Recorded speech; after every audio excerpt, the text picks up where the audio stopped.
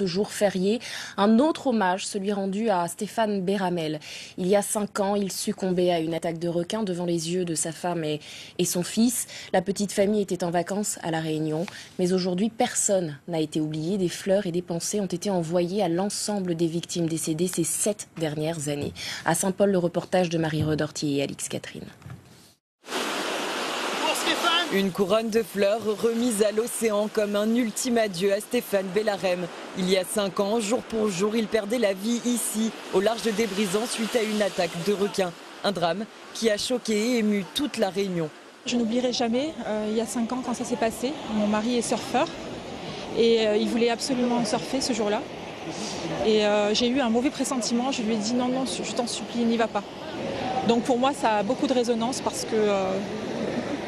que c'est lié à un pressentiment que j'avais eu. Bourgeon sur le cœur, on honore la mémoire de l'ensemble des victimes, 9 depuis 2011. Ils s'appelaient Stéphane, Elio ou encore Alexandre. Ils sont morts dans les mêmes conditions, c'est-à-dire malheureusement happés par un requin.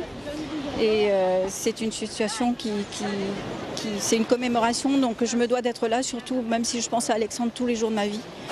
Et quand un monde est mort, nous respectons Ali. Cet hommage intervient tardivement car le contact avec la famille du défunt fut compliqué.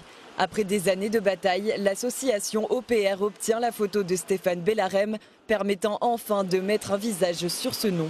Les 9 morts à l'île de la Réunion, ils avaient de la famille, des amis sur place, donc il y a toujours eu une certaine émotion. Alors que Stéphane, c'est vrai que comme personne le connaît, c'était pas du tout la même chose, c'était très, très difficile.